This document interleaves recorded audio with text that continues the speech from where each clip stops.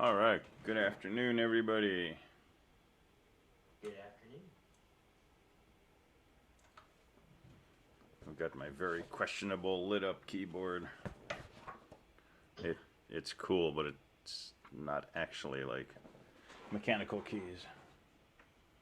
What genre of music would that be? I don't know. That's on a mixtape that my fiance made for me a while ago. So we expand each other's musical tastes. I have a question.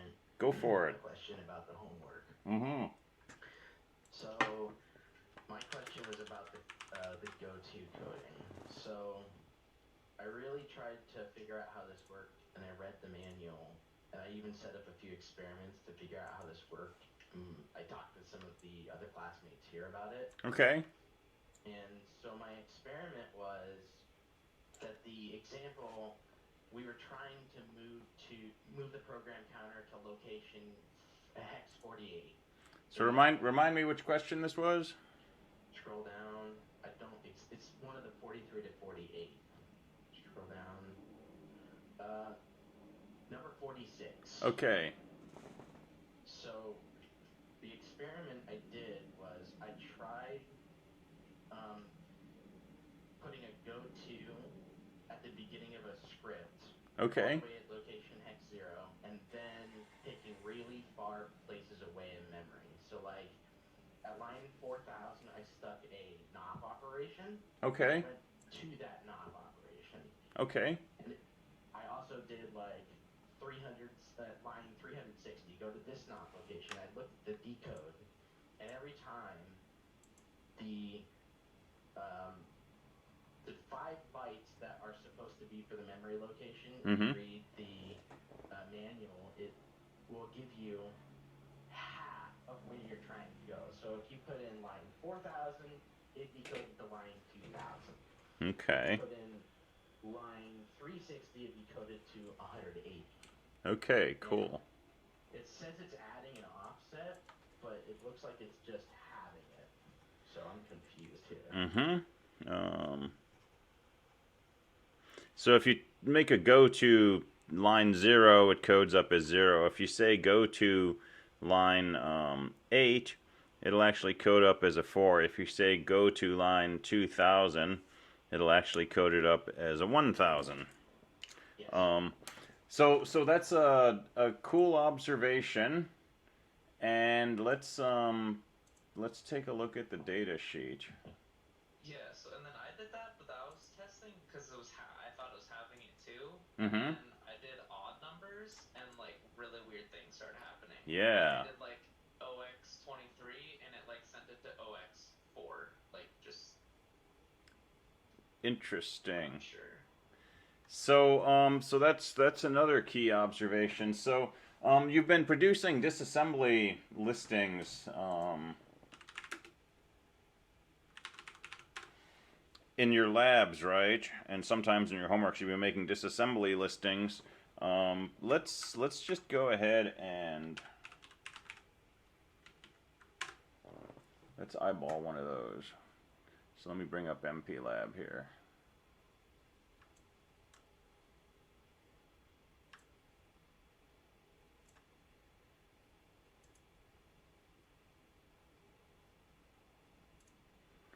So here's a handy disassembly listing. This is not very interesting code.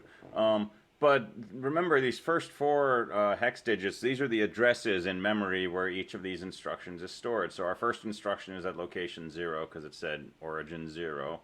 Our next instruction was location 2, 4, 6, 8, A, C, and so on and so forth. So what do you notice something in particular about these instructions with respect to being even or odd? They're even. They're always even, right? If you look at any of your disassembly listings, no matter what the code is doing, those are always going to be even values. And so if you say go to location 5, you should get a compile error actually, or an assembly error. but you'll definitely see some strange things if you do that. Because the addresses that you go to are always even. Because there's always a even number of bytes in an instruction. Because there's always an even number of bytes in an instruction, exactly. Most of our instructions are 2 bytes, right? But some of them are 4 bytes, like call FF, or move FF and call and go to. But either way, since we started location 0, which is even, if we go up by 2 or 4, all of those addresses are going to be even. And in fact, you're not allowed to start at an odd address. And so it's a fact on this processor that the address in program memory where any instruction is stored will always be even. So here's the funny thing. If you take a number and you write it in binary, so this goto instruction is 20 bits for this constant k, right? So you write your number out. Thanks. So you write your number out in binary, right? And if this is an even number, can we predict what the value of this least significant bit is going to be? 0? It's always going to be a 0. And that's a useful thing to know about binary. This least significant bit is the remainder when you divide by 2. If your number is even, right, this has got to be a 0. So here's what the people designing this chip said. Since we know this bit is always a 0, let's not code that in the instruction. Let's just code these upper bits. Is this because if you have an instruction and it always starts on an even number, the even number has to, or the even numbered byte has to be the opcode, and the odd numbered byte has to be the operand because it ends in a 1, right? That's basically correct. Yeah, the operand is going to be at the even address, and the opcode is going to be at the even address, the operand at the odd one. More or less, not every instruction is 8 bits of opcode and 8 bits of operand, but basically, yeah, since the operand comes after the opcode. But the start of the instruction is guaranteed to be at an address that's even, 0, 2, 4, 6, 2000, 4000, and so on. And so if you look at the actual way that this instruction operates, right, you say go to, you put some number k after here. What's the operation? K is loaded into the program counter. That's the thing, the memory register that says where should I fetch the next instruction from. But it doesn't load it into the entire program counter. It loads it into bit 20 through bit 1. And remember, when we number bits in binary, if we drew a picture of, say, the program counter,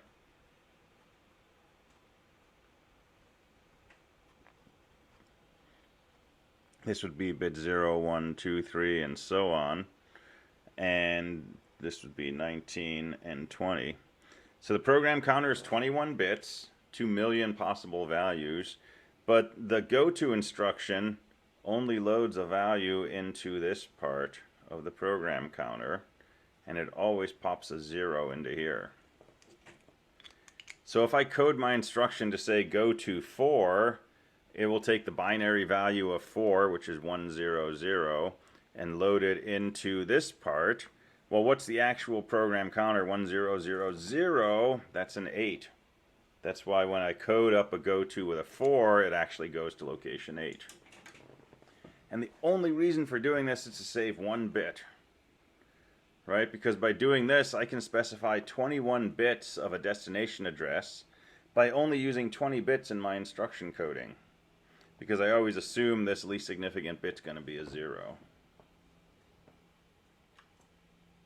And so that batch of homework questions was just kind of looking at that coding in a particular example. And you'll see this kind of thing different places in microprocessor design, where, you know, it might make more sense if you want to go to 1000 to put the number 1000 into this constant, but we don't actually specify the value of this bit. We always make that as 0. Does that make some sense?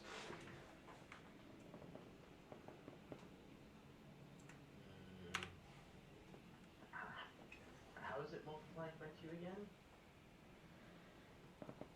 So this operation says whatever number you specify, whatever the value of k is that you coded in your binary 20 bits here, that constant gets loaded into only this part of the program counter. It doesn't load it in starting here with the least significant bits. It loads it into these upper 20 bits, and it always puts a 0 into here. Oh wait, is it actually just shifting it? It's actually just shifting it, which is exactly the same thing as multiplying by 2. Because if you take a number in binary and you shift it one spot, it doubles it. I got you. Yeah. That makes a tad more sense, because I was like, what? How is this multiplication? Yeah, thanks for that, because that's... Outcome, not the goal, right? Yeah, that's the missing piece, is that shifting is the same as multiplying by 2.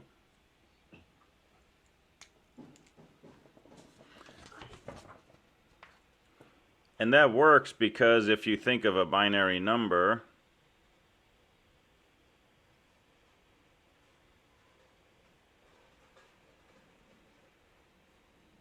right, each of these positions is a different weight. So whatever your number is, if there's a 1 here, you add 8. If there's a 1 here, you add 32, and so on. When you shift your number down, it's like if you had a 1 here, which contributed 4 to your number, that gets moved down, now contributes 8. If you had a 1 here, which added 32 to your sum, now it adds 64. This is just like, if you write a number in decimal, and you shift it to the left, it multiplies that number by 10. Well, it's 10 because this is a base 10 system in decimal. In binary, it's a base 2 system, so shifting to the left multiplies by 2. Now, question for you. Okay. When we're going through this multiplication process or this shifting process, how does it know what's in 20 when everything is technically a 0 to 19 bits, but this is a 0 to 20? 0, but Can you ask that once more? I don't know how to best explain it, because everything is 0 to 19 technically, right? Mm-hmm. When we shift to the left, that's why we get that 0 to 20. Well, we get 1 to 20, actually. 1 to 20. Yeah. But we can still consider that 0 part of the thing. How is there more memory just all of a sudden? It's kind of... There isn't. So when you code a goto instruction, right, it takes 4 bytes. We have 20 bits, K0 through K7, K8 through K19. All right, so we have 20 bits of destination coded into our binary pattern. So we have K0, K1, K2, K19, K20. Sorry, it only goes up to 19. All right, so this is coded inside the binary. If you looked at the disassembly listing for a goto, you'd see 20 bits here. So what the goto instruction does is it takes your program counter, it puts a 0 into here, and then it copies these into these 20 bits.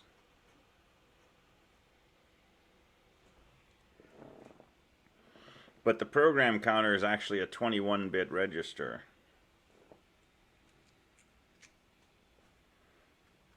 So you put 20 bits in your instruction, you copy those 20 bits into the top of the program counter, right? But this least significant bit of the program counter, this is kind of hardwired to a 0. It's always a 0. It's probably just a wire connected to ground somewhere. But we treat the program counter as being 21 bits when we use it to look something up in memory. This is another one of those funky risk behaviors, right? Exactly, exactly.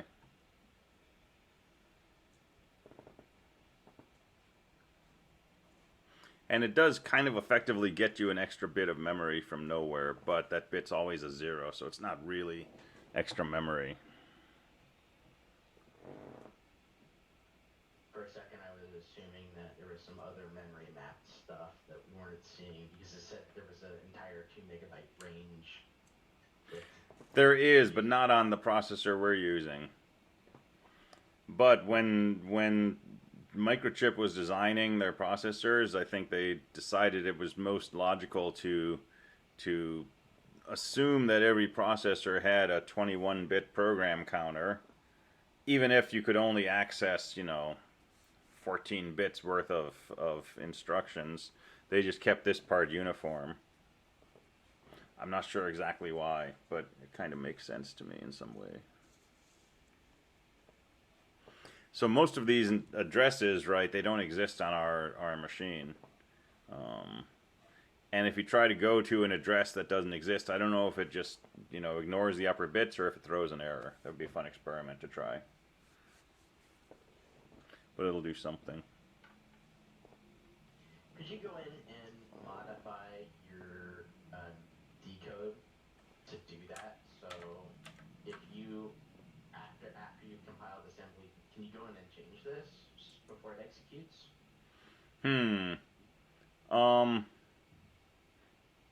So on the simulator, you can get into the program memory, I think, and maybe tweak some of the bits. On the actual hardware, no, unless you go in through the USB port of a programmer and modulate the pins directly. But there is a way, I don't know if I can find it quickly here, but program,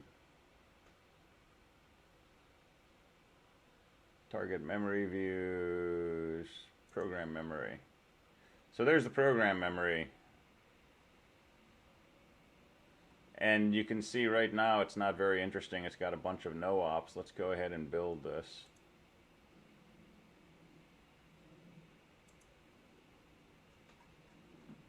And now if I look at my program memory, I can see, down here at location 00C in hex, I've got an EC05 stored. That's this instruction right here.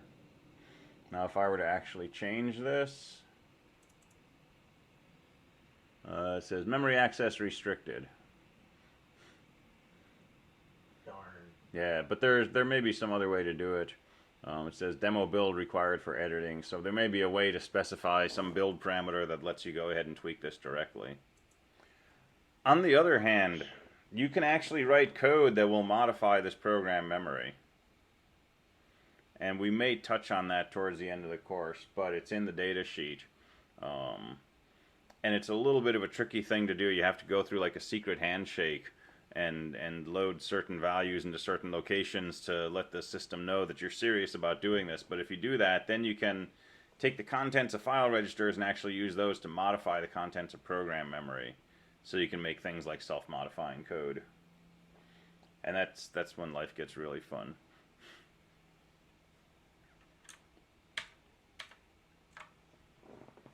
I have a question. Go for it. On 32, it looks like, well, it's hard to explain. I'm like looking at this code and it's just basically on repeat. So if something is constantly repeating, how are you supposed to find the location of something that's further down the line? Or am I just looking at this code the wrong way? Alright, hold on a second. Let's see. So question 32. What did I put in here? Determine the PC of each instruction executed in the following code segment. Call sub 1, branch to begin, sub 1 decrements, return. So this looks like a convoluted infinite loop, right? Yeah. It's assuming you get to location 20, it's going to increment some file register. Call sub 1 will jump down here, decrement some file register, return will come back here, and this will say branch to begin. So this is a really tight infinite loop that just keeps calling sub 1. But you didn't need to translate this into binary or execute it or understand how it executes. This was a question purely in where do each of these instructions get stored in memory. Right?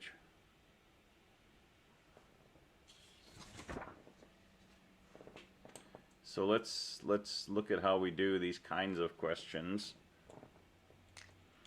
So this first statement, org 20. So does this cause something to be stored inside the program memory of the PIC processor? As I understand it, it means that that's where the starting destination is. That's where the next instruction is going to be stored. But this by itself is not a PIC instruction. This is not something the CPU is going to execute. This is kind of like a comment, but it's a comment for MPLAB. It's a comment MPLAB will pay about, but this does not generate any code inside the PIC processor. So we did this before. It's like a preprocessor directive. It's a preprocessor directive.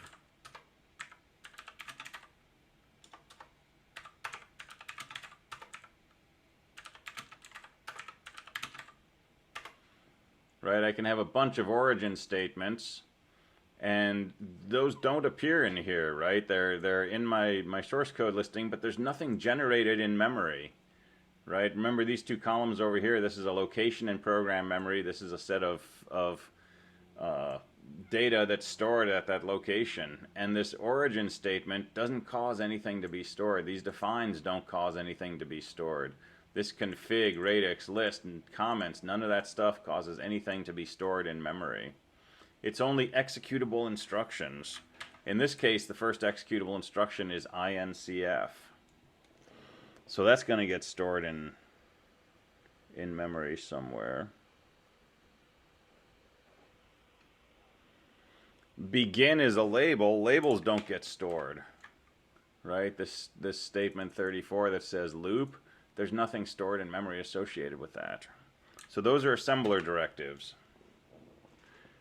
But this call to sub 1 will generate some code. This branch to begin will generate some code. Origin 40 doesn't, sub 1 doesn't. Decrement file something goes into memory. Return goes into memory. End does not generate anything in memory.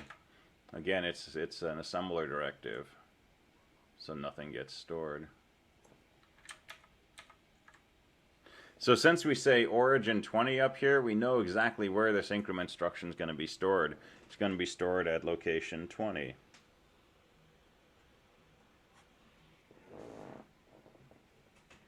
Now we don't have another origin statement, but in the absence of origins, what we do is we store each instruction in the next location in memory after the previous one. Since increment takes 2 bytes and it starts at location 20, this is going to be stored at locations 20 and 21. This call is going to have to go at location 22.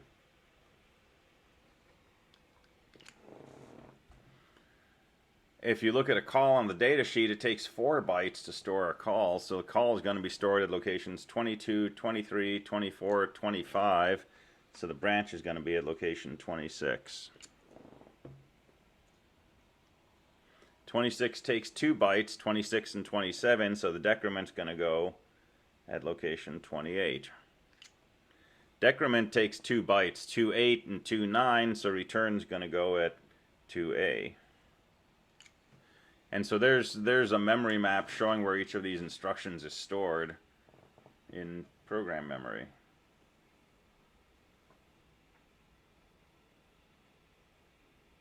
So every loop, it doesn't just remap it, it remains the same? So this has nothing to do with what the code is actually going to do, whether it's a loop or a function call or something totally random. Has no bearing on where each of these instructions is stored in memory. I could make this a no-op and a call and a no-op and a no-op and a no-op, and I would end up with exactly the same answer. But if this was something that only took 2 bytes, right, then this would take 22 and 23. The next instruction would have been stored at location 24. So to find the PC where each instruction is stored in program memory, all you got to do is know where does it begin and how many bytes does each instruction take. and it has nothing to do with what happens when this actually runs. Sorry, I don't know if I misheard this, but if, let's say you put a no-op in between incf something and call sub1, that wouldn't move around where the memory locations are? Sure, if I put a no-op here, where would that no-op get stored? Hex 22, right? Hex 22, and a no-op takes 2 bytes, so now where would the call be stored? Hex 24, Hex 24. 24, and the branch would be down 2 bytes, so it would go to 28, and this would be 2A and 2C. I think I just misheard you on Okay. Yeah, I think what I said about no-ops was if I changed the increment F to a no-op, it would still store at location 20, and the call would still be at location 22. Right. Okay, so my understanding is that the destination is made and then it's basically created unless more code is placed inside of it, and then it ships somewhere. Yeah, so if you're MP Lab and you've got a set of code, right? You see all the stuff in the beginning, you don't really do anything with that, right? You make a note of it. You see origin 0, you say, okay, I'm going to store the next instruction at 0. No, I'm going to store it at 10. No, I'm going to store it at 20, 20, 20. Okay, I'm going to store the next instruction at 0. You're just being pulled around, right? But at this point, when you see no op, you say, okay, I'm going to store that at location 0. And you find the opcode for that and the operand, right? 16 bits. You store those at location 0 and 1. And now you say, next instruction I see is going to go at location 2. And you go to your next line of code. There's an instruction no op. You code that into binary, store it at locations 2 and 3. Here's another no op. You store it at locations 4 and 5, and so on. If I found another origin statement, then I would change my mindset and I'd say, okay, now the next instruction is going to go at location whatever the origin was. And when MPLab is doing this, it really doesn't care what these instructions do. It doesn't care that this is a call, or this is a no-op, or that this is a branch, right? It's just looking at how many bytes each of these instructions takes. And the whole purpose of this is for MPLab to be able to come up with this assembled version of your program. This column right here, the second column, is the binary equivalent to all of this. And then when you try to debug this in here, or if you try to load it into a physical chip, this is basically just a map that says, hey, let's load the program memory of the chip. Location 0, let's store this. Location 2, let's store this. Location 4, let's store this, and so on. And there's a piece of this that will go through and basically load the memory of the PIC processor, each location with this corresponding bit pattern. And still, it has no idea what these instructions actually mean. Right? When that's happening, it doesn't know that this is a call and that it's going to jump up here and go backwards and so on and so forth. All it knows is this took 4 bytes, so if this was stored at location C, the next instruction is stored at 4 bytes later.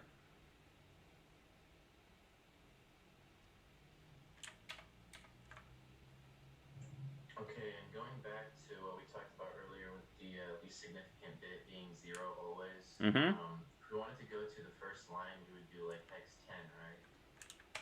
Which would take us to hex 20. Oh, I'm talking about the pseudocode. Oh, the pseudocode. Okay. So this gets ambiguous. So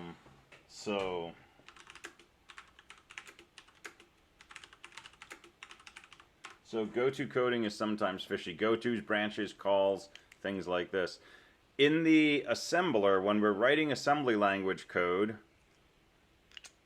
well, let's do this. We don't, first of all, we don't usually say go to 10 or 20. We usually say go to a label.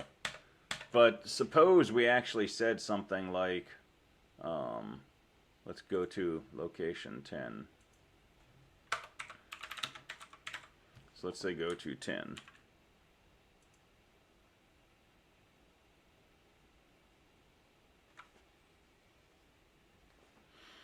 So I said go to 10, it coded that up with an 8, right? So this magic value k is 00008. So this instruction actually will go to location 10, right? Wherever, whatever happens to be there, which is this statement right here. When I said call loop, loop is stored at location A, so the coding for that is actually call A. But it doesn't store A, which is 10, it stores A, which is 5. So when we're writing assembly language code, we don't think about this divide by 2, multiply by 2 business, right? Technically, yeah, it can get fishy. In assembly language, if I say go to 10, it's going to go to location 10. All right. But the way the data sheet in chapter 20 describes the go to instruction, it says if you say go to 10, it'll actually go to 20. But that's just the way it's describing the low-level operation of a go-to statement. So what's the punchline here? If you're trying to convert a go-to statement by hand into into machine code like this, or if you're trying to take a machine code instruction like EF08F000 and convert it into assembly language, you got to pay attention to this multiply 2, divide 2 business. But that's just kind of a fringy, homework question or something. When you're writing assembly language, if you want to go to location 10, say go to 10. If you want to call location 10, say call 10. And if you want to branch to location 10, say branch 10. And the assembler in MPLAB takes care of, this is a go to, so I need to divide that 10 by 2 and say go to 5. Or this is a branch, so I need to take your destination address, subtract 2, and divide by 2, and store that. Does that make sense? Yeah. So don't worry about the weirdness when you're writing assembly language. Only worry about it if you're trying to go between instructions and binary codings. Which is a question on the last homework problem. All right. Basically, it seemed like everything that I knew about how the branch algorithm works didn't work. So which question was this?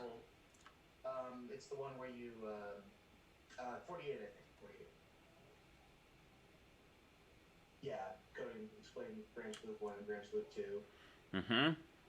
So from what I understand, what you're supposed to do is you need to find the 2's complement of the place you want to go, add that to the current place you are at, and then add 2. And when I did that, it took me off by quite a ways. So you have to divide by 2 also, or multiply depending on which way you're going. Oh. I didn't know that. I didn't see that anywhere. So let's see. Or is that what the 2 meant in the data sheet, the 2n? Yeah, so if you look at the branch coding, the operation is take your current address, take the location where the current instruction is stored, add 2, and then add 2 times n, that becomes your new address. So if you want to know what the value of n should be, take the address you're trying to go to, subtract your current address, subtract an extra 2, and then divide that result by 2. That'll give you the value n that gets stored in here. So wait, the parentheses means subtract? No, all right, so let me write this out and let's do an example. Plus 2 plus 2n goes to PC. So this is what a branch does, right? So suppose the current value of the program counter is, I don't know, 20. And we want to branch to 50. And I'll work in decimal for a moment. Suppose we're at location 20, right? This branch instruction is being stored at location 20, and we want to branch to location 50. So whatever value of n we code into that instruction, we're going to take the current program counter, we're going to add 2, we're going to add 2 times n, and that's going to be the new address that we're going to start reading instructions from. Well, if our current PC is 20, 20 plus 2 plus 2n, we want that to end up being equal to 50 if that's where we're trying to branch to. So now you do your algebra, right? This is 2n equals 50 minus 22, which is 28, and so n's got to be equal to 14. So I would code up my machine code for the branch instruction with that 11-bit n being equal to 14. So that's what I would put into these 11 bits. Binary coding for 14 in this case. I see.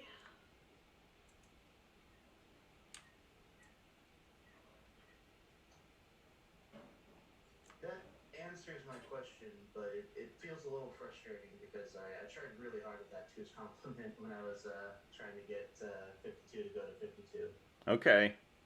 It's probably, there was probably some benefit in the struggle though. Very much.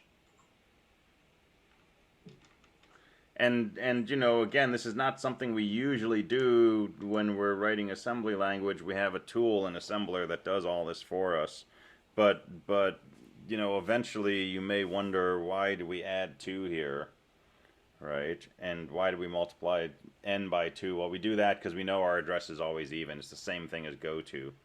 Instead of just using n, we say we're always going to assume that you mean, you know, an even number. So we can just specify half of that number. It takes fewer bits.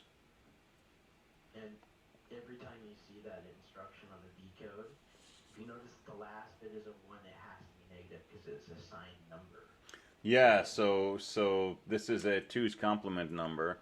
So if this bit right here is a 1, then this represents a negative number. And that probably means you're branching backwards to some earlier location, or possibly back to your current location. If it's just like loop, branch to loop. And if this is a 0, then this number n is positive, and so you're going to be branching somewhere after your current instruction. And that's a really useful thing to know, whether you're going back to something you've already seen or going ahead to something new. That ties into all kinds of interesting computer architecture issues. Let's see, someone asked in chat, would you be willing to explain what we were meant to do with 34? So I think it sounds like you did what I wanted, which was to basically just show me the status register. So look at the data sheet, find what the 8 bits of the status register are, and sketch a picture of that 8-bit register with each bit labeled. So this was really just to force you to at least, you know, at some point have looked at the status register in the data sheet. And yeah, if you just copy a picture from the data sheet, that's fine. But to do that, you must have at least looked at it, right? And that's all the purpose was of that, was making sure you've looked at the status register at least once. I have one last quick question about the homework. Okay. One of the, if you go back to 34, number 38, I was thinking the reason this was tricky, and I got into some trouble and I debugged, and I think I figured out what was wrong, was I was trying to define a variable called z, and I think it was conflicting with the 0-bit in the status register. Oh, yeah, okay. Z. Yeah, that's unfortunate. Is it wrong? Yeah, I guess Z is a reserved variable name, so I probably shouldn't have used that in there. But you know, you could call it Z with an underscore or ZEE or something like that. That's just a quirk of the assembler if you were actually putting this into MPLAB. Which is why when you look at assembly language for a lot of code, sometimes your variable names have, you know, underscores in front of them or something like that. But that shouldn't affect your flowchart or your assembly language code that you wrote. The reason that it was trickier was because these you can simply do a conditional branch, right? Branch of 0 somewhere. Whereas this one you have to say, well, if it's not 0, let's skip over, you know, an increment instruction. Or if it is 0, let's branch to some place where we do an increment instruction and then come back. No, you weren't meant to run these in MP Lab, but it's an option if you you want to kind of see what it does and double check your work. But no, you're not required to put them into MP Lab or disassemble them or anything like that. I just want to see a few lines of code. But let's look at a few of these. So if x minus 1 equals 0, go to somewhere.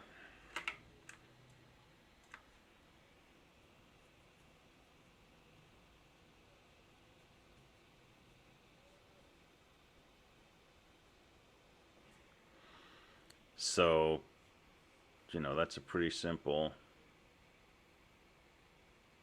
Is x minus 1 equal to 0? And if it is, then we're going to go to somewhere. If we're not, then we're just going to fall through to whatever the next instruction is. So you can do something like this. Decrement file register x. But remember, we don't want to actually change the value of x by doing an if statement. And if we just say decrement file register x, that actually sets x equal to x minus 1. And here we're just saying, you know, see what x minus 1 would be and tell me if that would be 0. But we're not asking the compiler to make code that will actually change the value of x. So we probably want to save this into, you know, the W register so it doesn't change the value of x. But this will update that Z bit in the status register. And so now we can say, you know, branch if 0 somewhere. And so those two instructions would code this up. And I saw some homeworks where people took the no branch and came back up here in a loop. Well, there's no loop implied in this statement, right? If you know C and you write a statement like if x equals 0, go to somewhere, there's nothing in that statement which says, you know, go back and keep looping forever. Because, I mean, that would be a while loop or something like that. There's no loop implied here, so if this condition is true, we want to branch somewhere else. Otherwise, we just want to fall through. But don't add a loop unless you know, the code is asking you to loop. Hey, silly question. What Go for it. we didn't include any of the flowcharts, but we have all the debugged code there? Points would I lose? I don't know. I might ding you a couple of points, but if the rest of the code is good, but definitely make sure you know how to do the flowcharts because you'll have to do those on the midterm. Yes, sir. Cool.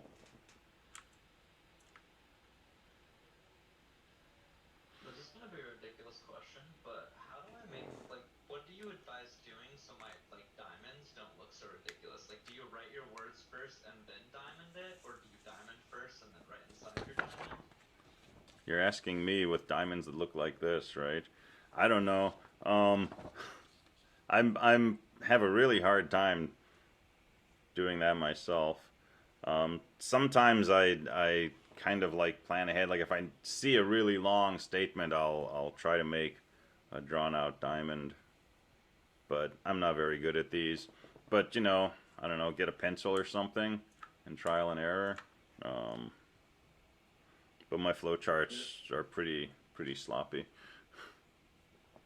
You know, to be honest here, because I don't think anyone in the world knows how to make a true diamond, so I just make a square and put it 45 degrees. Well, that's one way, yeah. But you know, you also get these little plastic templates. I had one of these when I was a kid. It was like so much fun. You can get like a flowcharting template, and it has all the different symbols, and you just like trace the inside of it, and that's pretty good. And flowcharting, you know, it's mostly rectangles, diamonds, but sometimes you'll see trapezoids for doing input and output operations, and those are fun to draw. And then, you know, you have the elongated ovals for start and end. And then if you need to continue from one page to another, you can use a circle. And so there's enough stuff there to make a good flowchart template. But you know, as long as I can tell it's a decision instead of a rectangle, and I'll be able to tell that because you'll have, you know, a yes and a no somewhere. I'm not too worried about it. Are we gonna talk about the midterm today? What do you want to know about it? How many questions are there? I'll let you know when I write it. I really don't know. So I'm planning it to be about an hour long, and it's going to be basically homework questions, lab questions, maybe some conceptual stuff, but by and large it's going to be writing little snippets of code, or looking at code and telling me what it does, or maybe translating between assembly language and binary or vice versa, or things like that. It will include, you know, the homeworks that we've done so far, including the homework that you just turned in today, which is why I want to spend time on that homework. But we're going to get into some new stuff today. We're going to talk about skip instructions and bit instructions, and we're going to move towards interrupts. None of that stuff will be on the midterm. Okay, in fact, on the midterm, I'm not going to let you use skip instructions, so don't worry about those. So basically the material from the first 3 weeks of the course, plus the review we've been doing here, talking about the homework and labs. I have one last quick question. Okay, doesn't have to be the last one. Will we be able to use a text editor, just like a blank text editor for the code? You can use a plain text editor of your choice. I do not want you to use MPLab though. But you can use Notepad or VI or gedit or Notepad++, or, you know, whatever your favorite editor is.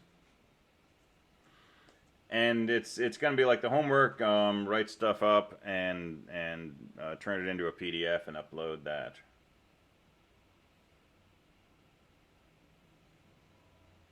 And it's due at, Right after class? no, it says it's due at 2 p.m. Thursday, right? So we'll spend the beginning of class answering questions and doing some stuff, and then it's going to be an hour towards the end of class. Okay.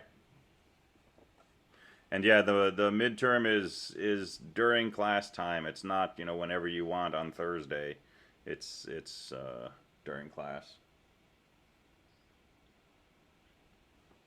Could I ask one more question about the homework? You can ask as many questions as you want.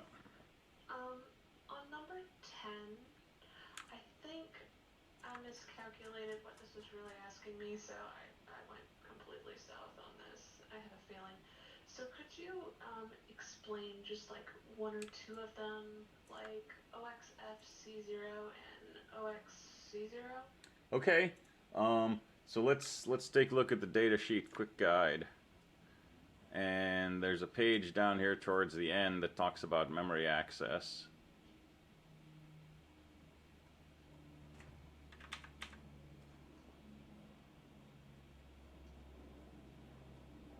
Yeah, this one. All right. So there's a little reminder here. When the access bit is 0, it says the access bank is used, which means the first half comes from general purpose RAM. The last half comes from these special function registers.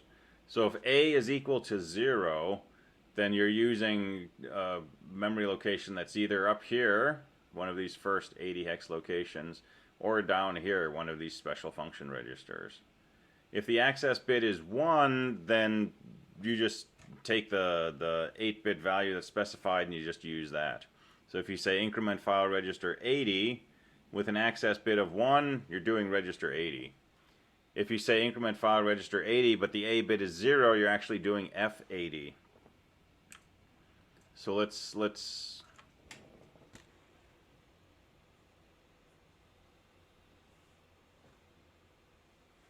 do increment file register hex 80.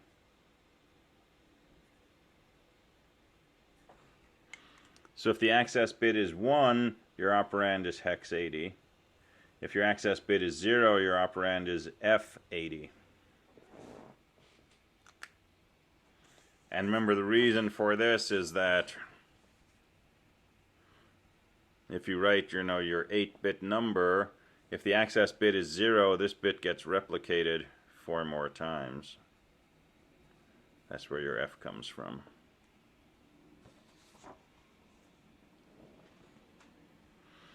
On the other hand, if you say increment file register, 40,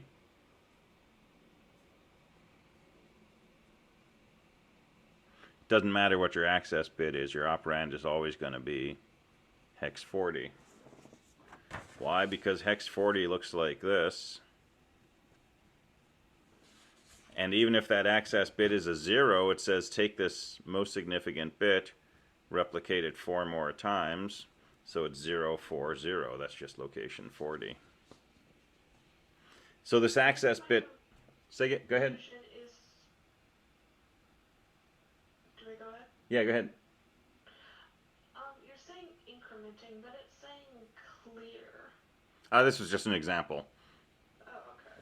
Right, it doesn't matter what the opcode is. This access bit is really about how do we interpret the operand? How do we turn it from an 8-bit operand that we've specified to a 12-bit operand that's actually, you know, what we're going to operate on.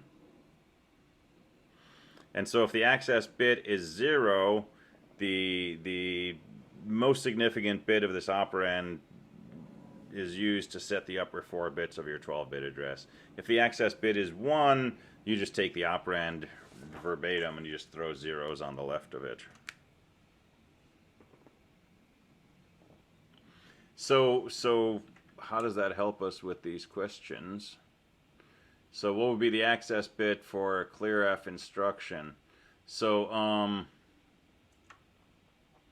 the ones where we see non-zeros in the upper bits here, so this one and this one and this one, those are slam dunks. The access bit has to be a 0.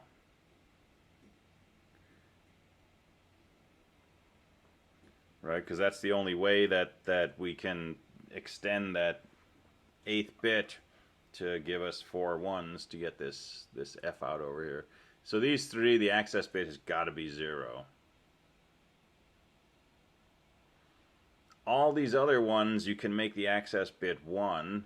And in fact, for something like FF, you've got to make the access bit 1.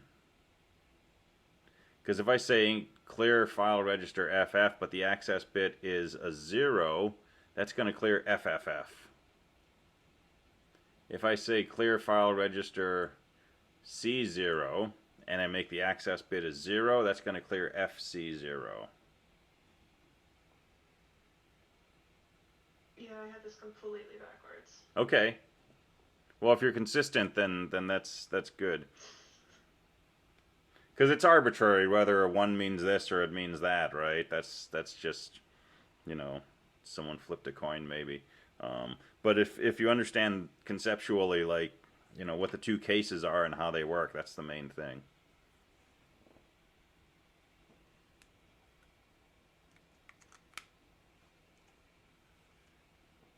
I had a question on the due date of the lab. I saw that it was actually due on August. Is that true? That's correct. Yeah, it's a week from Thursday. You. And it's not necessarily a lab that takes 2 weeks, but, you know, again, I wasn't sure how far we would be, and we just kind of got to where we needed to be for you to start that last Thursday. But I didn't know ahead of time if we'd be there. And, you know, Thursday is your midterm, so people are usually studying for that. So yeah, you've got 2 weeks total for that lab. And the next lab gets into some totally different stuff. This is where we start moving more into the hardware side of the PIC, and we start dealing with interrupts, and we're going to need a couple of classes to get through that.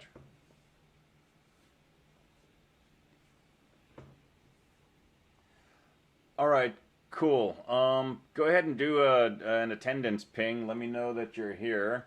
And then let's take a 5-minute break. And then we've already gone through some of the new stuff that I was hoping to get into. But we'll keep going through new stuff or more homework questions if you have them.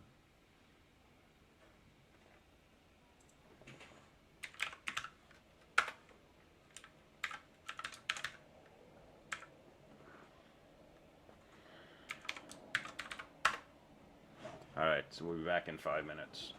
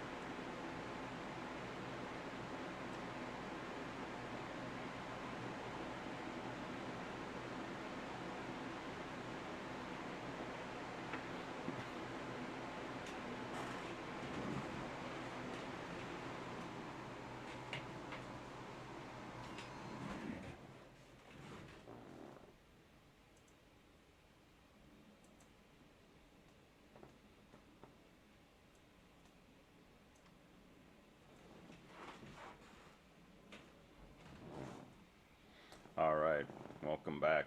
Yeah, so that's a just a little Java thing that I threw together to show me how much time is left in the class, and so that's the default Java symbol. I don't know what it actually is.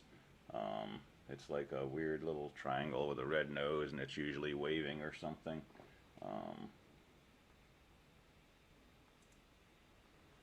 So that's what that is. And if you're CS, then when you get to 223, you'll know that little icon really well.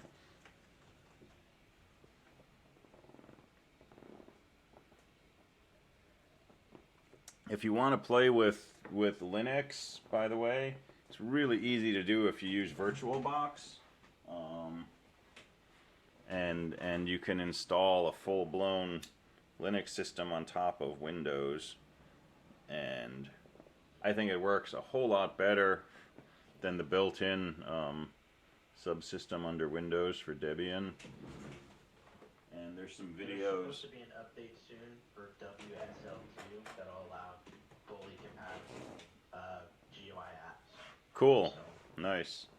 you can even kind of do it right now with Xserver, but not everything works. I've only got my calculator to work. Oh, okay.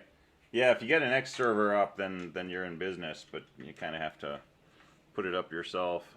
But that's really all that my Linux system is running in the background is just X. So.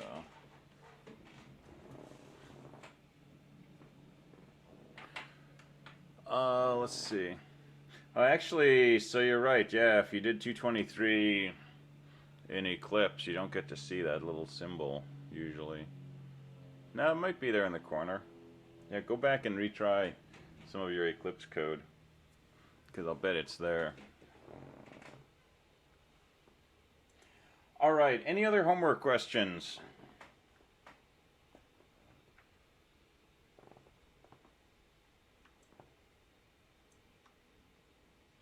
I don't think so, but I think I'm going to be rewatching this a couple times just to try and like intake more information. Okay. What I really want to go over is just maybe a couple different of the flowcharts, Mm-hmm. if possible. Yeah, Because definitely. I know in my last lab you said that I needed to really work on my flowcharts.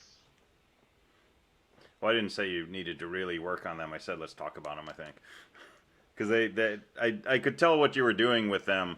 It was more just some of the details on how we represent loops and conditionals in a standard way. But yeah, let's yeah, go ahead. Is it best to break up stuff more into like smaller bits when doing a flowchart, or is it okay to like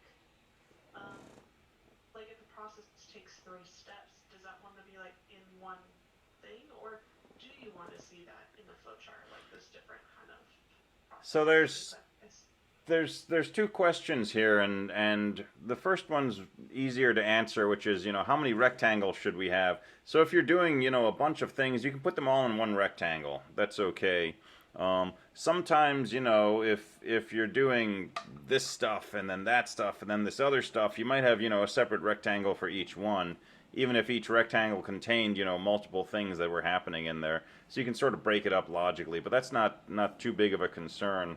The much trickier question is, what level of detail should we put in these rectangles? And so, for example, in Lab 2, what did you want to do? You wanted to read port B, and that's probably worth mentioning because you're not reading port A, you're not reading tea leaves, you're reading from port B, right? So that's probably worth having on the flow chart. And then you had to do a bit of work, right? You had to take port B and you had to use an AND operation with a literal with a bit mask to throw away the upper bits and keep the lower 4 bits, and then you had to save those into num1. So you could do all of that. You could write a flowchart which says, copy port B into num1, copy 1111 into W, and W with port B, right? But that's probably too low level. But here's something that would be acceptable. Something like num1 equals port B bits 3 through 0. Right? And so these angle brackets with a pair of numbers with a colon in between, we understand that means, you know, the collection of bits from this variable, starting with bit 3 going down to bit 0. We're going to take that collection of bits, we're going to stick that into num1.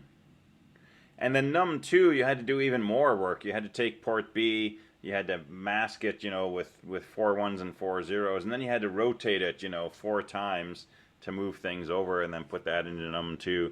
But you could probably get away with just saying num2 equals port B 7:4. And having done this in lab 2, if you see something like this, you can probably figure out what the assembly language code is that would achieve this, right?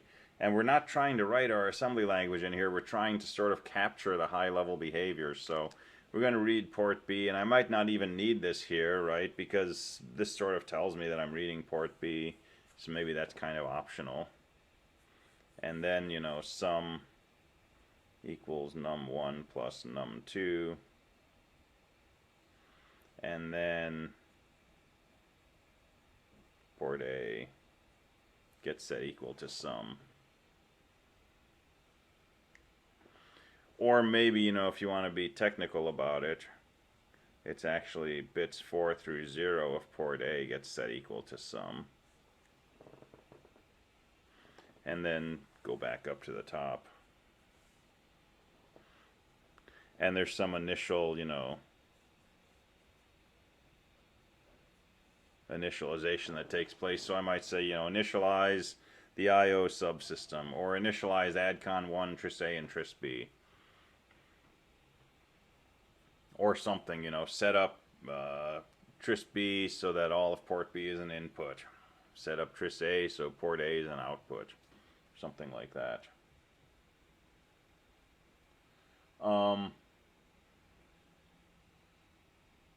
And then there was this business of making sure that the inputs have changed before you go ahead and do this output. And I think we actually flowcharted that before, so we could do something like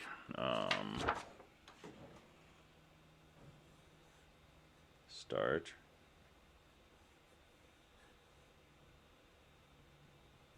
initialize the IO of the system. And then I might do something like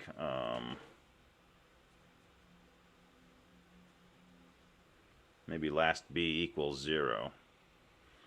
And then we said we could do a condition here, which says is port B equal to last B? And if it is, we just come back here and we loop.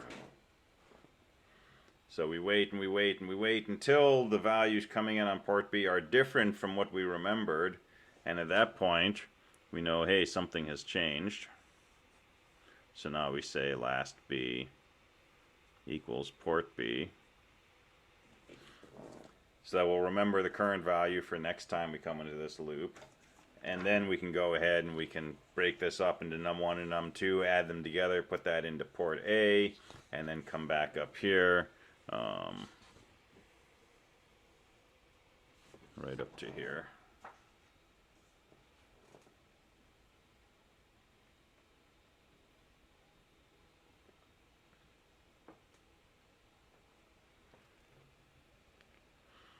Does that make sense? So the main things you're looking for are, you know, if there's a loop at the bottom which goes back up to the top, make sure that's shown. Level of detail, probably you want something more than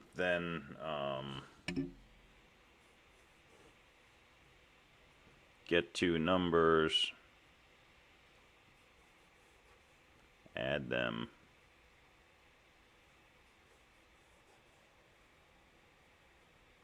display the sum. Right? Probably not enough detail there. Yeah, this is a good, very, very high level view of what you're doing. You're getting two numbers, adding them, and displaying them on an output. But taking this and turning it into the code that you would need for lab 2, impossible. right? There's not enough information here to know what you want your program to do. This gives you exactly the information that you need, right? We need to get our numbers from port B, and these bits are the first number, these bits are the second number, and so on. So if you're going to err, I would err on the side of too much detail, but you know, it doesn't need to be full-on assembly language in your flowchart.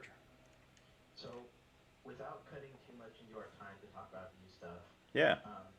with the lab that we just got back, one of the issues I had with mine was I had a minor flowchart issue with insufficient detail. Mm-hmm. I was really struggling during the assignment to decide, well, is this too much detail? Am I just straight up using instructions to describe what's going on? And I noticed how you break stuff into more blocks there, and I just had a very large block of code with 2 if statements and an initialization block. Would it be better to just split stuff up? So did I say that you had insufficient detail?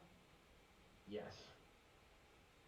Interesting. All right, hold on one second. I'm not exactly sure what I did wrong. Let's see. If it's more convenient, we could talk about it at office hours. So I thought the problem that I was seeing was that your conditionals were backwards. Did I mention that in the comments? No, I didn't. It just says minor flowchart issue, -5 points, insufficient detail to allow the reader to recreate and compare. Oh, that's in the beginning, but there should be other comments after that. Oh wait, I see it. Never mind. Sorry. Yeah.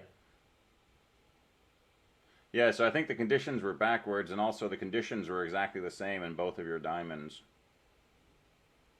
That might have been a mistake I made. Yeah, I think it was just typoed. Similar. Yeah. But the level of detail you had looked really good. Okay, perfect. Yeah.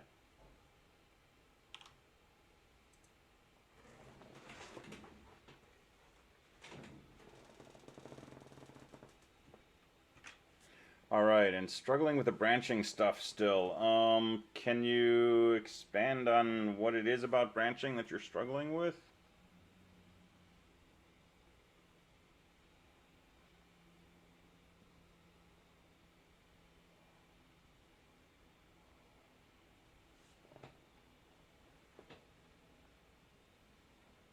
And we're in good shape time-wise, by the way. We've got plenty of time today to go over stuff and review, and this is all time well spent. Can we also use a flowchart, like a digital flowchart maker that we can use for the exam, like I used? Go ahead and do those by hand. Okay. Yeah. Well, if are you using the digital one because it's easier to turn it into a PDF?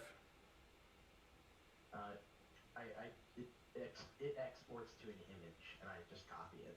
Okay, yeah, you can go ahead and do that. Because it saves you having to like scan a piece of paper. But I'm very happy if people want to write things by hand and then just take a picture and put that into your PDF. That's fine.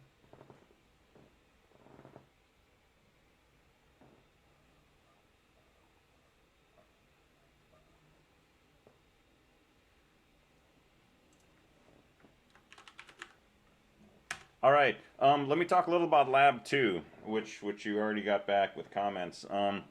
So Lab 2 looked good, right? We were doing a 4-bit adder, and by and large looked like people got this working. There were a few cases where there seemed to be some confusion on what the adder was supposed to do, and the goal was, you know, you can set up these input values by setting bit values on port B, and the program just constantly reads in those bit values, breaks it into 2 4-bit numbers, adds them, sends it out to port A. So you don't need to, you know, set up one input and then step, you know, 3 lines of code and set up the second input and step 3 more lines of code. The code is just running all the time. So picture this on a physical piece of hardware, right? You apply power, the code just starts running, and it's constantly reading port B, generating a sum on port A. And so if at some point you change one of the input pins on port B from a 0 to a 1, now you've got two different 2-bit numbers that are being added, and port A will pretty quickly reflect the sum of those two numbers.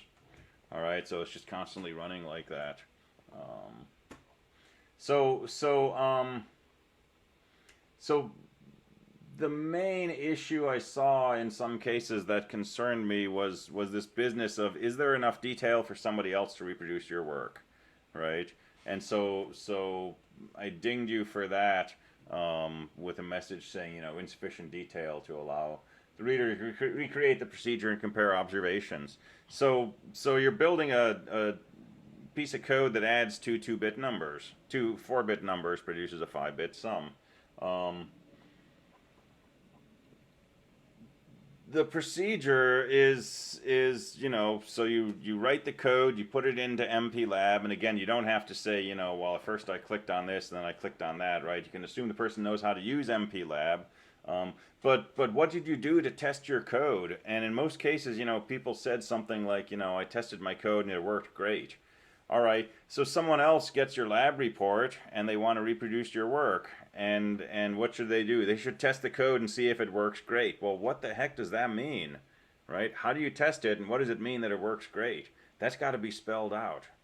So your procedure would be, you know, first I set up port B to have, you know, this bit pattern. And I let the code run, and it produced port A with the 5 least significant bits of this, representing 0 plus 0. That's good. That's what I wanted.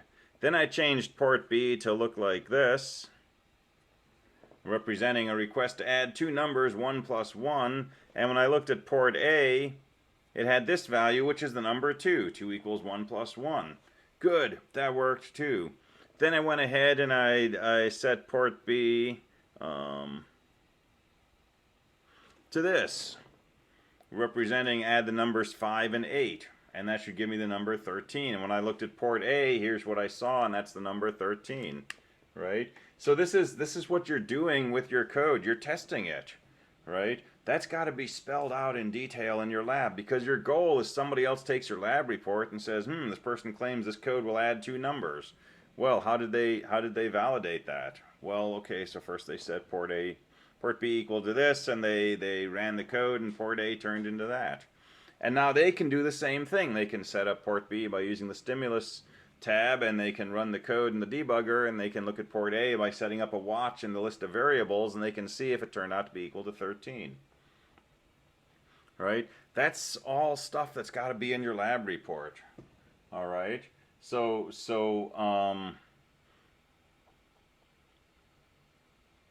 assuming that you're testing your code, and you know, some people said, yeah, I tested my code on several cases, and in each case it gave the right sum. Tell me what the cases were. Tell me what the right sum was, right?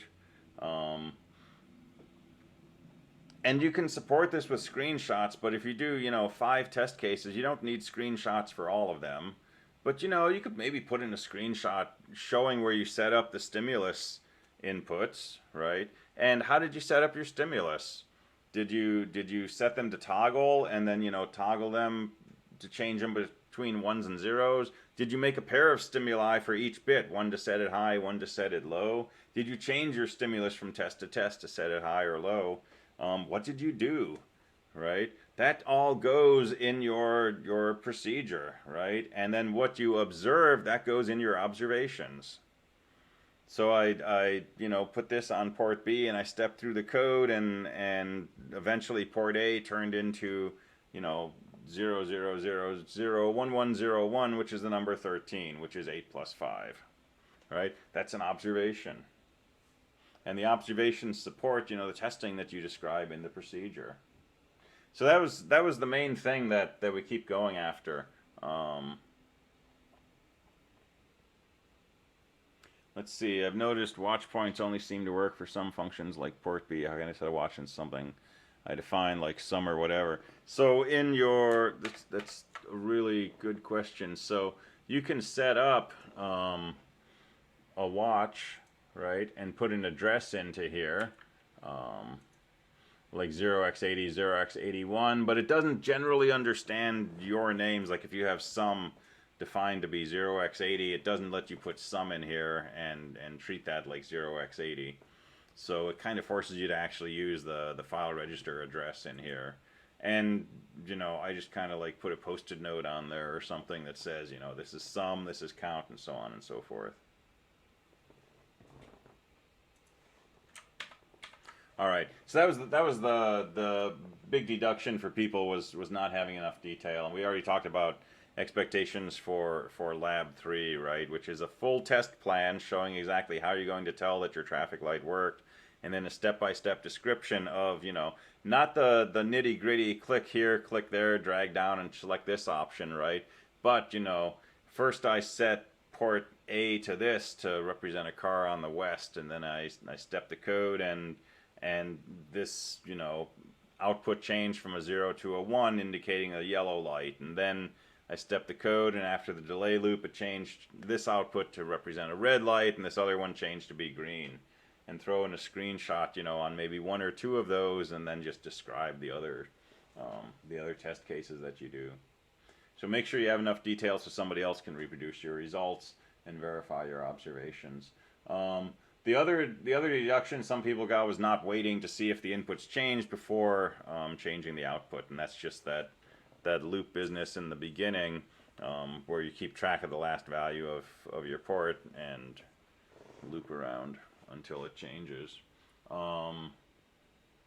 Make sure you have a short introduction in the beginning. It can be 1 sentence, but don't just start with experiment 1. Talk about the lab first. You know, in this lab we build a 4-bit adder. That's all you need, you know. So lots of good new experiments. Nice job with those. Make sure when you do the new experiment, you write it up as an experiment and you actually do it, right? So you know, procedure and observations, conclusions, all that kind of stuff. Other comment, disassembly listings. Since we're putting these things into a text processor anyway, change the font on your disassembly listing to something that's fixed spacing, right? So that all your columns line up nicely. I didn't take off points for it this time or in lab 1, but I might going forward. So find a font. Courier is usually a good one, monospace, anything like that. And just select your listing, change the font type, and it'll make it, you know, line up and be nice and legible. You can make that really small. You can do 8-point if you want, because I can zoom in on a PDF since it's not an image, it's just text. The other comment, observations, a number of people are turning in observations like the debugger is a really powerful tool for fixing your code, or even a small typo can totally change what your program does. Those technically are observations, but those go more under lessons learned or maybe conclusions or maybe a general discussion section. When I say I want to see your observations, I'm talking about, you know, the results of the tests that you're running, right? So something more than, you know, the test worked as expected, right? The observation I'm looking for is, you know, when I set the inputs to this, the output changed into that. Or the code continued to loop until this thing happened, and then the output, you know, did this thing, right? So I'm not looking for kind of a sort of generic, touchy-feely, you know, assembly language is really hard, but it's very satisfying when I get it to work. You can put that under conclusions or discussion or lessons learned. Observations is you know, the result of the testing that you're doing or the analysis that you're doing on your code, on the system, things like that.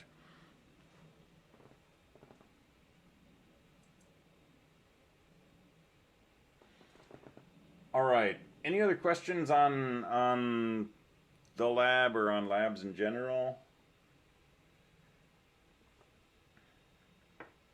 And remember, I have lab hours 2 hours right after class, so we can talk more about this if you want to go over stuff one-on-one.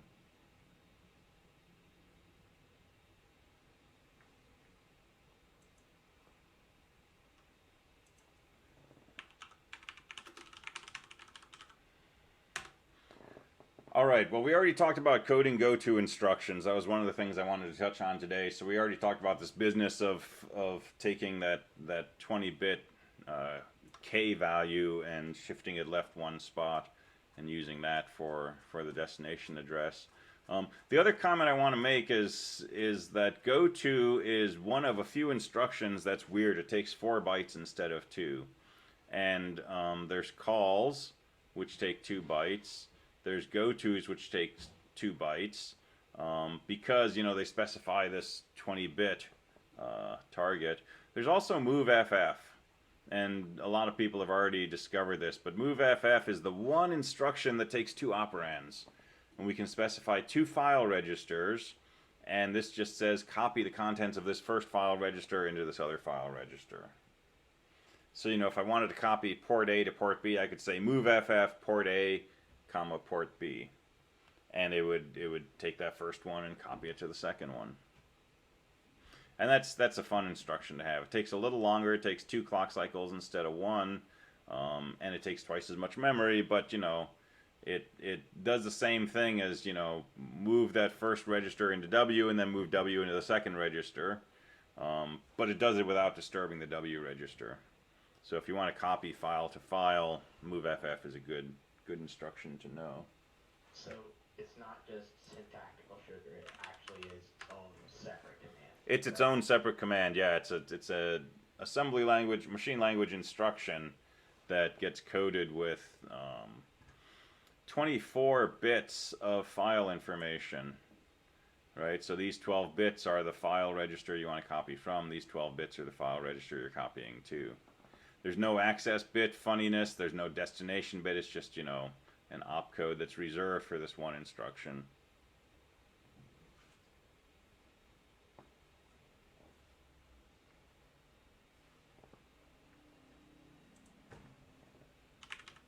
All right. For a second there, I thought it was just condensing, moving stuff in the W-reg and then moving it. Yeah, so you can write macros. You could make your own instruction that would do that.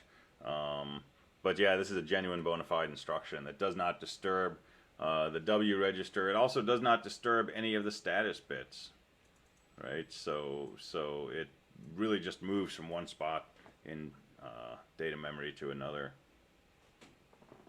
And it's important to know it doesn't affect the status because you can't do a conditional branch based on what you moved.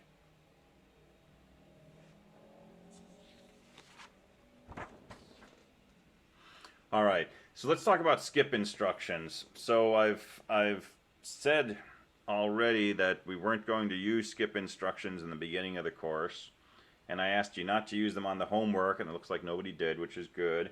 And I'm probably going to say don't use them on the midterm exam. Stick to conditional branches, BZ, BNZ. But there are a whole set of these special instructions called skip instructions. And this is a very risk type thing also, for various reasons. So these show up under control instructions, and maybe they show up under the general purpose ones. So there are things like compare file and skip if equal, compare file and skip if greater, increment file and skip if 0, increment file and skip if not 0. Test file and skip if 0.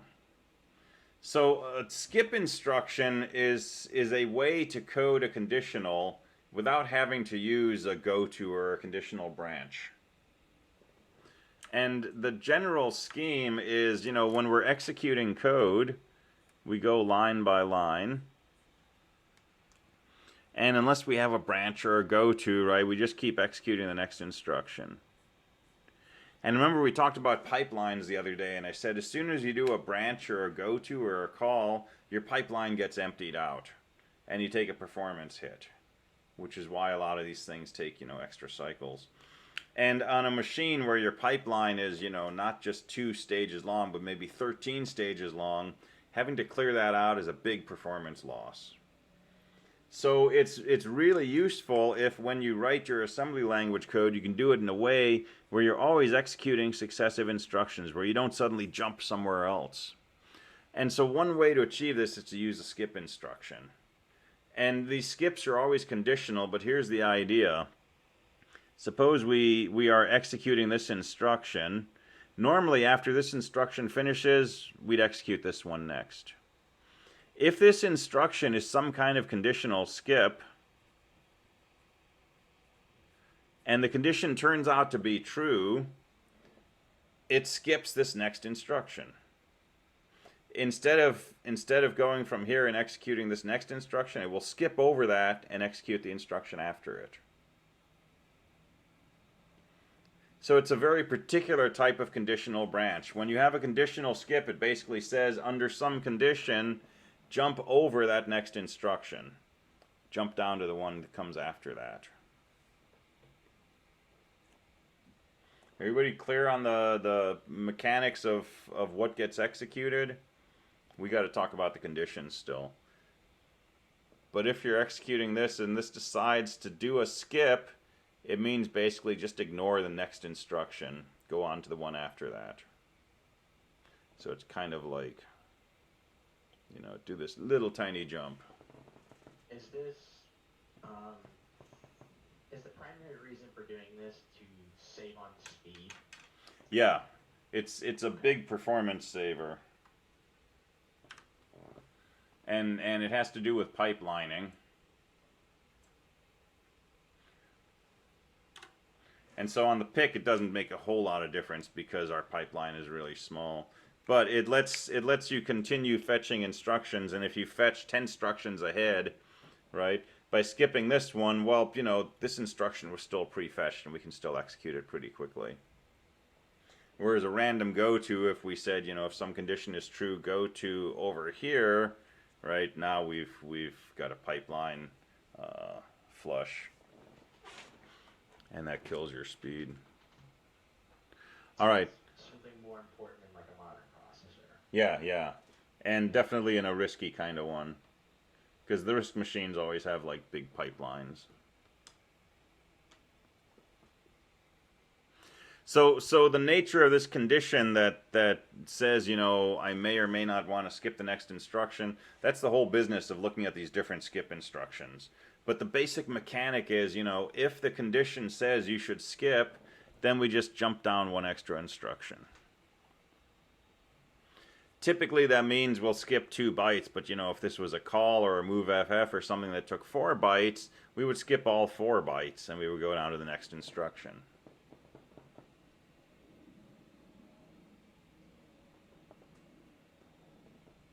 All right, so what do these skip instructions look like? Well, a really easy one is test file and skip if 0. So TSTFSZ. And most of these end with something like SZ for skip if 0, or SNZ, skip if not 0. So what does TSTFSZ do? Well, suppose you wanted to write code which said, you know, if X is not equal to 0, then y equals y plus 1. Alright, so if x is not equal to 0, then set y equal to y plus 1. So we could say test file and skip if it's 0, x.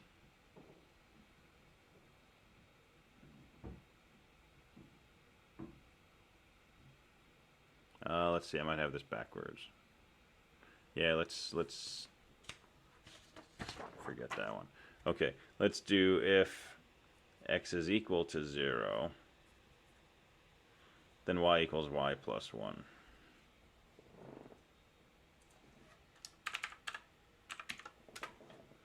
Alright, so we could say test file and skip if 0, x. And then in this next instruction we could say increment file register y. And let's suppose our next instruction is w equals w minus 1. So our next instruction could say decrement file register w.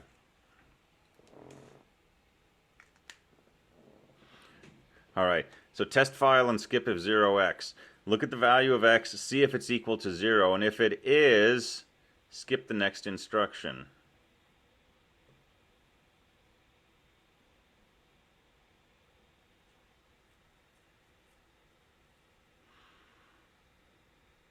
I warned you that these usually end up backwards.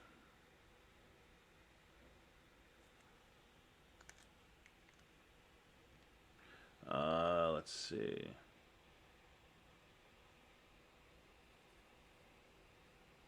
Okay, I do want not equal. If x is not equal to 0, y equals y plus 1. All right, so test file register x. If it's equal to 0, this says skip the next instruction, so we do not do the increment. So if x is 0, we don't increment y. But if x is not 0, then this says, okay, I don't want to skip, and so I'll go ahead and just do the next instruction as usual, and so if x is not 0, I'll set y equal to y plus 1. And then regardless of whether I skipped or not, I'm going to do this next instruction, which is decrement y, which does the w equals w minus 1. Sorry, decrement w. So this is saying skip the instruction increment file register y if x is equal to 0.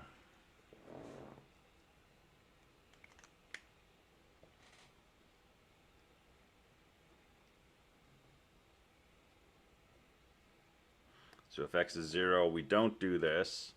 If x is not 0, then we don't skip, and so we do all three of these instructions. So if x is not 0, we'll increment y. Does that make sense?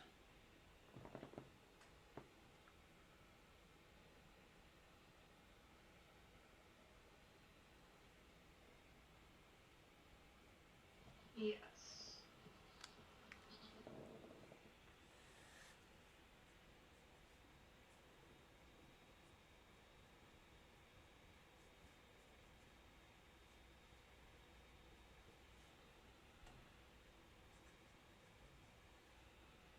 All right, so suppose we want to say if I is equal to j, then let's set y equal to y plus 1, and then let's set k equal to 0 regardless.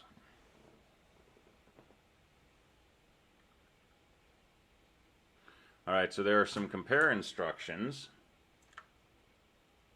So compare file and skip if equal, compare file, skip if greater, compare file, skip if less than. So let me do this one is not equal also. If I is not equal to j, set y equal to y plus 1. So we could do this with a compare file and skip if equal. So this says compare a file register with a w register and skip if they are the same thing. So how could we do this? We could say something like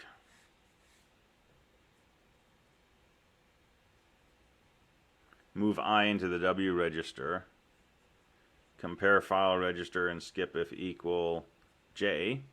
So this compares j to the w register, which is I. So this checks to see if I is equal to j. And if I and j are the same thing, it will skip the next instruction. If they're not the same thing, it will execute the next instruction. So here we could make our next instruction something like increment file register y.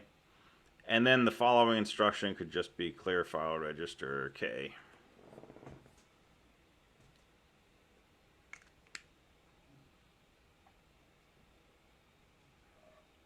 The downside of these is they get confusing, right? So if I want to do if I is equal to j, do an increment. Well, I don't have a skip if not equal. I can skip if greater and I can skip if less than, but I don't have a compare file and skip if not equal. And so what I would have to do is skip an instruction where that instruction I'm skipping says go somewhere else. Right? And this is to me not worth the effort. So let's say if I is equal to j, then y equals y plus 1, and then let's set k equal to 0. So I could move I into w, compare file and skip if equal j. So skip the next instruction if I is equal to j. Well, if I is equal to j, I want to do the increment.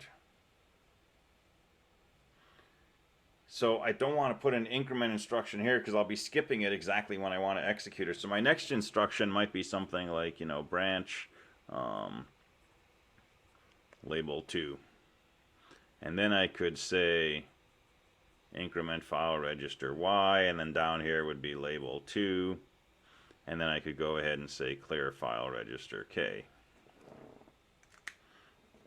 Alright, so check your two cases. If I is not equal to j, then I will not do my skip. I'll branch to label 2. I'll come down here. I'll just do the k part.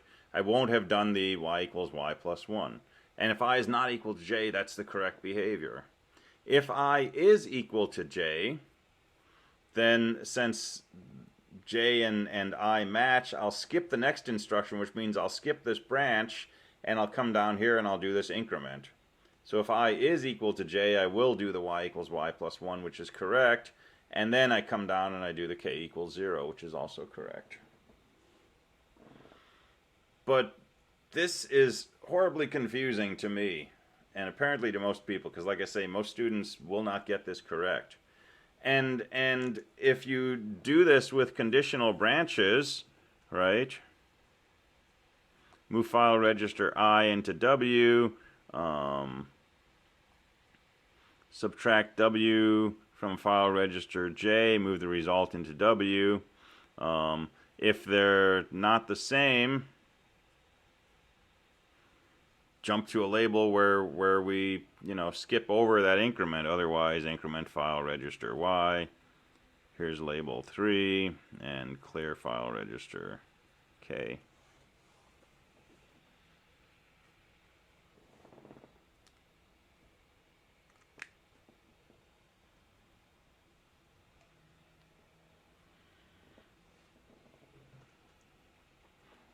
So, you're definitely not required to know these for the midterm, and you're not allowed to use these on the midterm. Okay, I'll be explicit about that. After that, if you want to use these, you can. Okay, you can use them in Lab 3. I won't ding you heavily if you used it in Lab 2. Well, Lab 2 is already done. Don't use it in Lab 3. Sorry, yeah, you can use it in Lab 3. So I'll tell you on the midterm not to use these, okay? And I may do that on the final also. But unless I tell you explicitly, you're free to use these. But I don't recommend them, okay? They're quirky, they're error prone, they tend to get you into double or triple negative thinking. And it's almost always as simple to use just a conditional branch. But you'll see these in the textbook, you'll see these in some of the code from lab, you'll see these in some of the examples of code in the textbook. So I want you to know what they are. And there's a few homework questions in the next homework set that deal with this. But unless they really, really ring as, a very natural way to do things for you, I think it's easier to stick with BZ, BNZ, branch if positive, branch if negative. So, anything we do in this class, is there anything we're going to do where speed matters enough to where we need to do this? No. And this is no faster either. Really? Yeah, because the pipeline on the PIC is so small that if you look at the execution time for these compare files and skips, it's 1 or 2 or 3 instruction cycles. And all its memory is like cache soldered right on the chip. So. Yeah, the memory's right there, and it's accessible in a single instruction cycle. Yes, you can use these in labs. That's totally fine.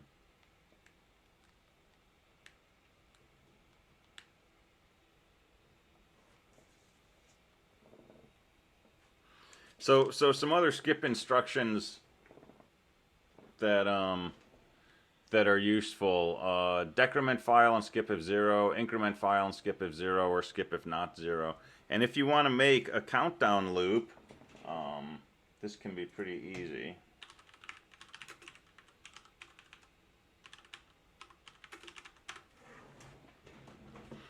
So let's say we want to loop 8 times. So move 8 into the W register.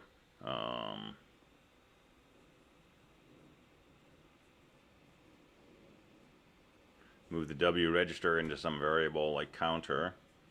And then here's my loop.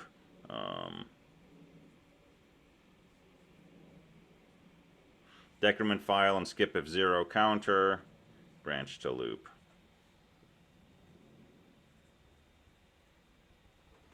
Right. So there's a little 2-line loop, and it does the following. It subtracts 1 from counter, and if the result was not 0, then it won't skip the branch. It'll come back up here to loop, and it will decrement again. And if it's not 0, it won't skip the branch. It'll come back up here and decrement again. But if counter is equal to 1, and then we decrement that with this instruction, so counter is now 0, this says skip if the result of the decrement was 0. It will skip the branch and will come down to our next set of code. So it exits our loop. So these are pretty convenient, but you know, you could do the same thing with just decrement file register counter, branch if not 0, loop. It's exactly the same behavior. So there's decrement file, there's increment files. Compare files, you need to make sure you understand what's being compared with what, because it says skip if greater than. Well, skip if f is greater than w, or skip if w is greater than f. So you got to go back to the data sheet, make sure you understand the sense or the polarity of these skip instructions.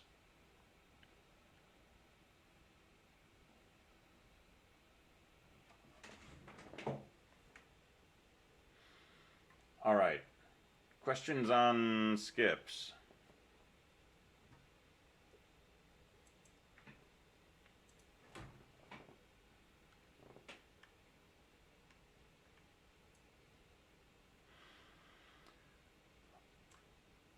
All right, so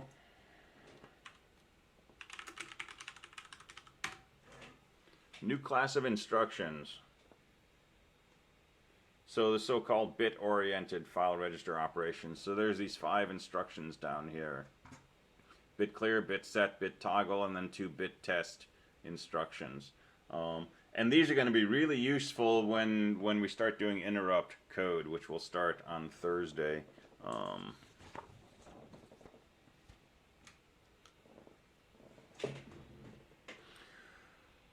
So what's the idea of these? We have our file registers, right? The contents of a file register is a byte.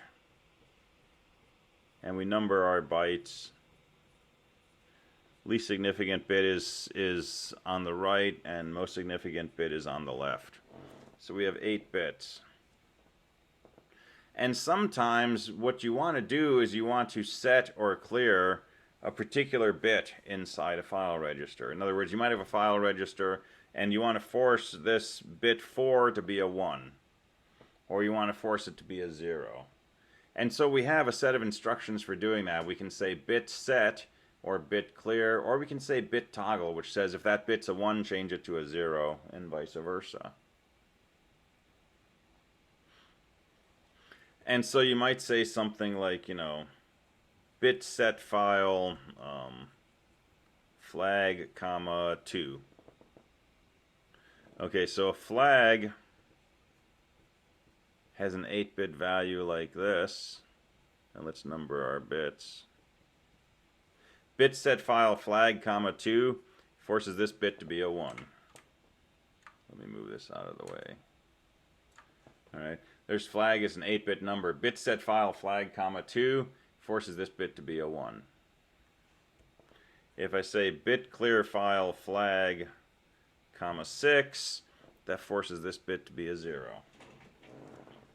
So yeah, this is doing something analogous to what we were doing with bit masks. But if you only want to manipulate a single bit in a file register, these are a little more convenient sometimes. The nice thing about bit masks... Go ahead. Can you use it to retrieve bits? Like read them? In a sense, because we have this bit test file and skip if clear, and bit test file and skip if set. So suppose that flag, you know, happened to have a 1 up here. I could say bit test file and skip if set flag, comma 7. So this will check this bit, and if that bit's a 1, it'll skip the next instruction. And so I could put something here that I want to have happen if bit 7 was equal to a 0.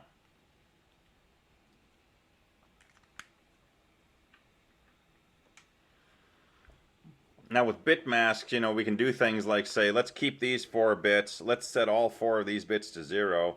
We can do that in 1 or 2 instructions.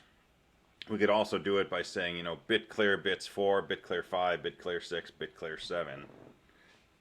And that's okay. We've got enough memory usually, right? So kind of have your choice of using bit masks or using these bit set, bit clear, bit toggle instructions.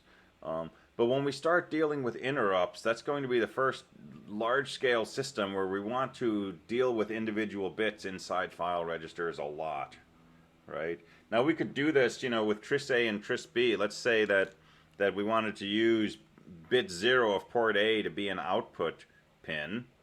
So we want to set tris A to have a 0 right down here in this least significant bit, to force that RA0 to be output. So we could just say bit clear file register tris A, comma 0. And that's all we need to force a 0 here. Now we've made that pin an output pin. So we're going to do things like that when we deal with interrupts. We're going to have several different bits and different registers that we want to set or clear depending on what we're doing. And using bit masks will get really confusing really quickly. And so we're going to use these heavily, bit set, bit clear, to change the values on these file registers associated with interrupts. And this is one place where the skip instructions are going to be really useful. Because if we want to know, is this bit a 1, well, we've got 2 options. We can use a bit mask. We can AND this with a 1 with all zeros to get rid of this, and then we could do a branch if 0, branch if not 0.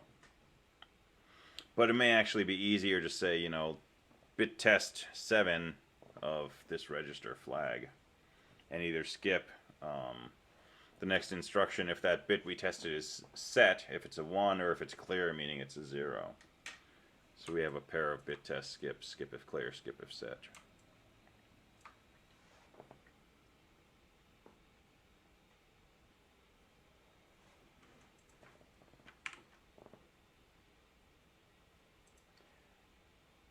Alright, and I think I have some homework questions about that.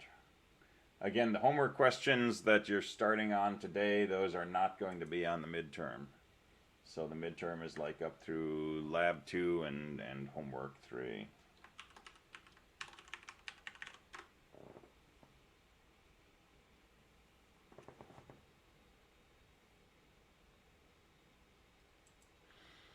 So questions on this?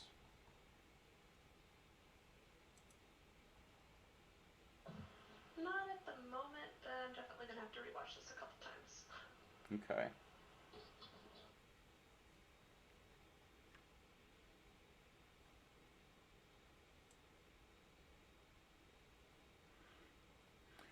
So,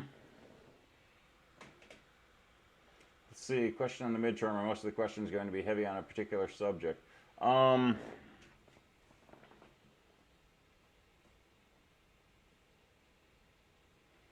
No, I mean, I'm going to try to balance it so that, there's a chunk of writing snippets of code, making flowcharts, things you've been doing recently, and also some of the earlier stuff with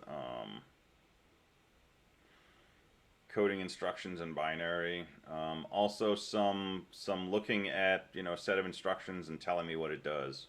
So I might give you, a 4 or 5 line program and ask you, what are the contents of file register 80 at the end of this program? Or what are the contents of the W register? Or what is port A equal to?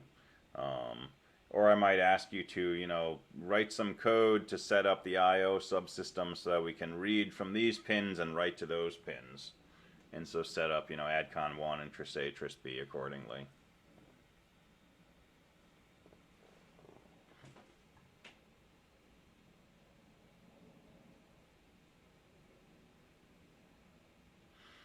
So the midterm is going to be an hour, right? And my plan is, we'll meet at 12 as usual, and we can spend, as much time, up to an hour, talking about anything you want to go over before the exam.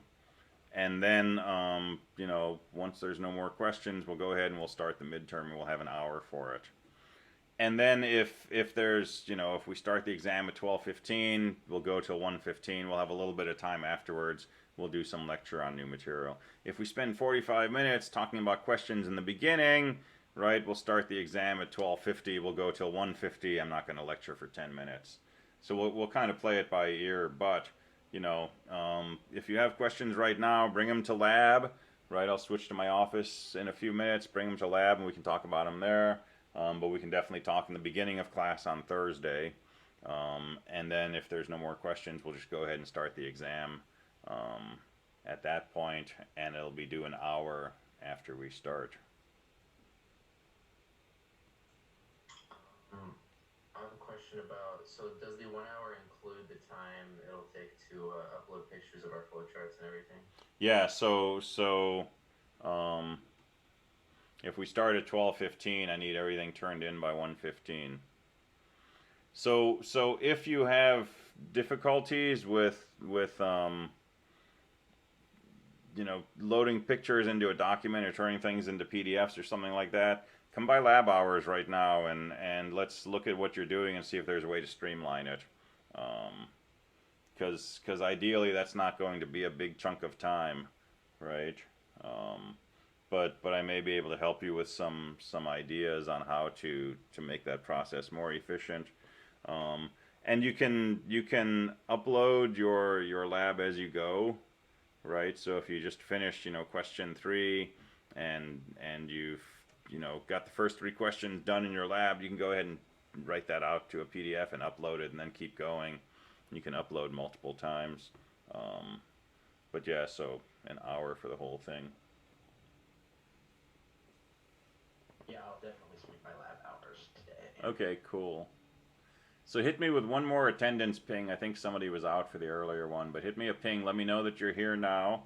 And I will, I'll leave it here. I'll switch to my office hours in a minute and see you in there. If not, then I will see you on Thursday for the midterm exam.